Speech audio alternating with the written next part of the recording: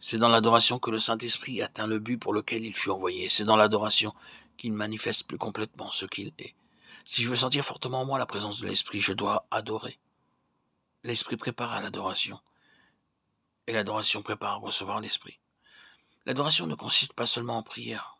Elle nous fait sentir avec respect la sainte présence de Dieu.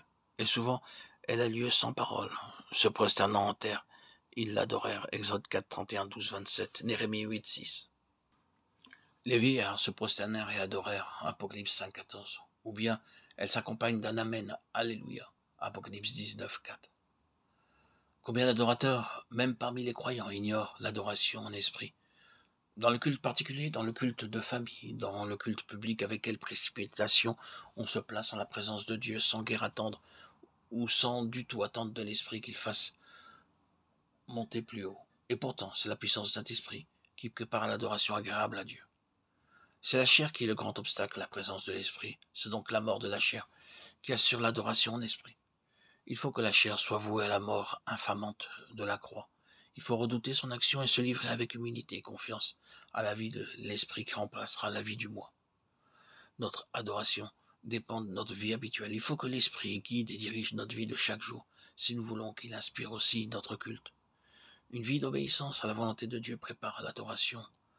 Veuille le Seigneur nous faire sentir profondément toute l'indignité, toute la culpabilité de l'adoration qui n'est pas en esprit et en vérité. L'Esprit nous est donné pour nous disposer à l'adoration, et l'adoration nous dispose à recevoir l'Esprit. Poursuivons notre étude en regardant à Dieu, en attendant tout de lui, avec humilité et respect. Mon âme, confie-toi en Dieu, car de lui vient mon espérance. Psaume 62, 6. Tous ceux qui adorent Dieu ne sont pas de vrais adorateurs. Il y a beaucoup d'adorateurs sérieux et sincères qui pourtant n'adorent pas en esprit et en vérité. L'esprit peut être fortement préoccupé des choses de Dieu, les sentiments et la volonté peuvent être vivement excités à cet égard, sans qu'on adore pourtant de cette adoration spirituelle qui vient de Christ, la vérité de Dieu. On peut être très attaché aux vérités bibliques et pourtant ne pas connaître encore l'adoration que Dieu demande, parce qu'on reste sous l'influence prédominante, non de l'action de Dieu, mais de l'effort humain. Il faut qu'il y ait accord et communion entre Dieu qui est esprit et les adorateurs qui s'approchent de lui en esprit. Le Père demande de tels adorateurs. Il faut que l'Esprit Saint, parfait, infini, qui est Dieu le Père, lui-même, se reflète dans l'esprit de son enfant, et ceci n'a lieu qu'autant que l'Esprit de Dieu demeure en lui. Si nous voulons devenir de tels adorateurs, en esprit, en vérité, défions-nous de la chair et de sa manière d'adorer.